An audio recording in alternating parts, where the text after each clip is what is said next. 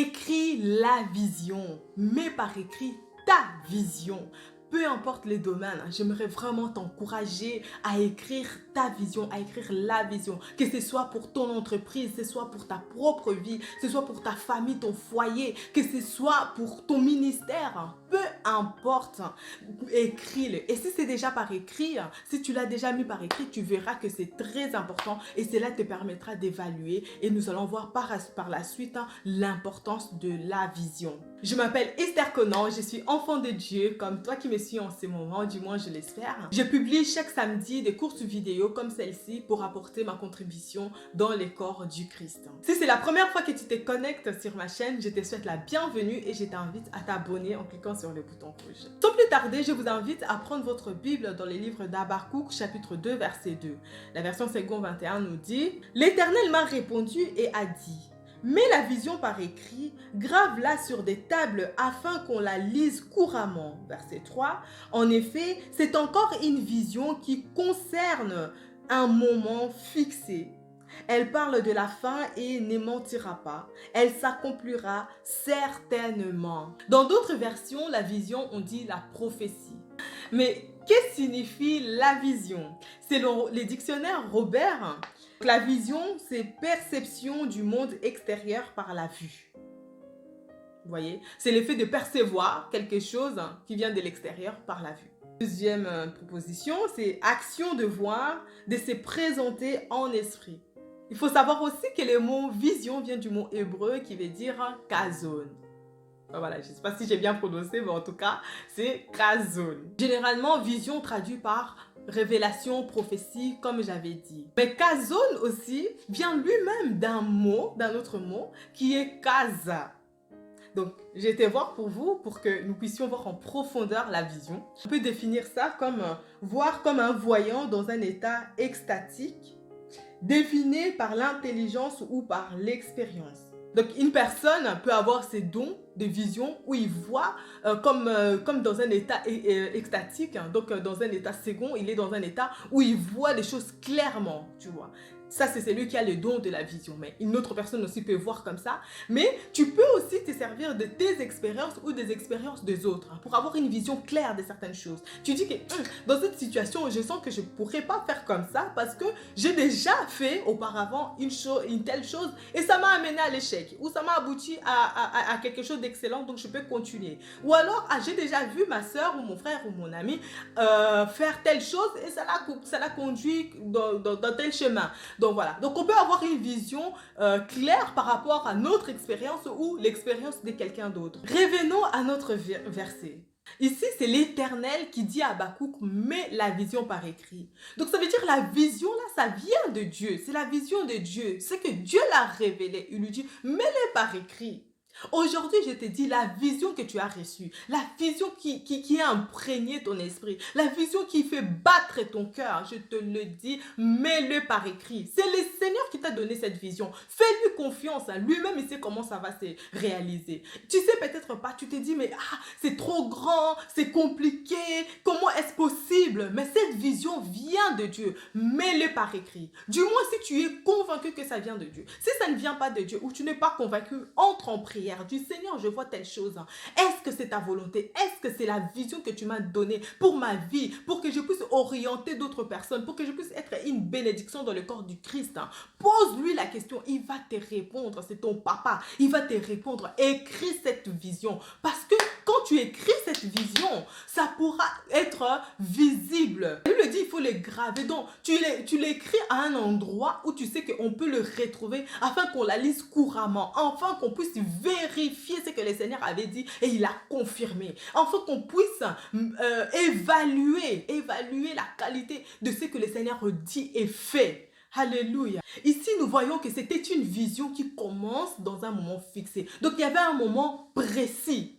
Vous voyez? Et donc, quand on a une vision claire, on peut savoir à quel moment. Et c'est une façon aussi de savoir le moment. Lorsque tu as écrit ta vision, tu peux sentir que ça, c'est les moments opportuns. Ça, c'est les moments d'attaquer, d'entamer la vision. Parce que le Seigneur l'avait dit, il avait précisé. J'avais senti plus ou moins le moment opportun, le moment qui va se réaliser. Et ça nous permet de saisir ces moments-là, de ne pas passer à côté de notre bénédiction, à passer à côté de l'opportunité. Pourquoi? Parce que nous avons une vision claire. Et donc, nous savons comment saisir les opportunités.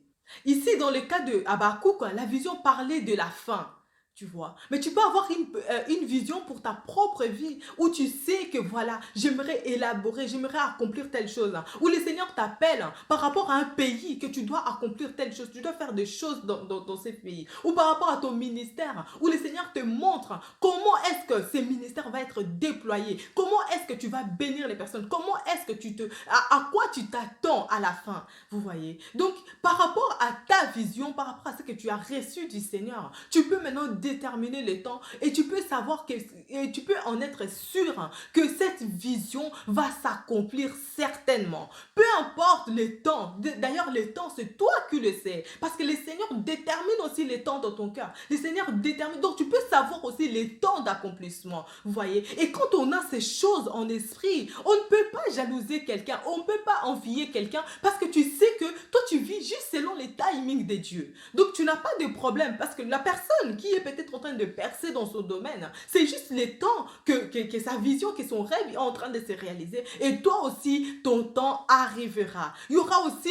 ces temps-là où la vision que le Seigneur a mis en toi va s'accomplir. Mais si tu n'as pas écrit cette vision, tu pourras même pas savoir que c'est la vision qui est en train de s'accomplir. C'est pourquoi nous avons ces personnes-là qui sont toujours, qui se sentent toujours un mal-être en eux, qui ont toujours l'impression d'avoir rien accompli et pourtant ils font plein de choses, hein, vous voyez. Donc il faut au préalable déterminer certaines choses, écrire certaines choses. Comme ça te permet d'aller vérifier, tu vois. Même tes expériences, hein, tes échecs, tes réussites, hein, il faut les écrire hein, parce qu'il y a un moment donné, ça va te servir. Ça va te servir, tu vas te dire, oui, voilà, face à telle expérience, j'avais agi comme ça m'a abouti comme ça. Et donc, dorénavant, je ne ferai plus comme ça. Vous voyez? Donc, prenons vraiment l'habitude de mettre par écrit certaines choses et ça va aider même d'autres personnes. Donc aujourd'hui, j'aimerais vraiment encourager quelqu'un, j'ai senti ça dans mon cœur, j'aimerais encourager mes frères et sœurs à écrire la vision, peu importe la vision que vous avez reçue, peu importe ce que vous ressentez, les battements, la vision ça peut être juste un battement de cœur, c'est que tu ressens, que tu sais qu'avant que je meure, il faudra que j'accomplisse telle chose.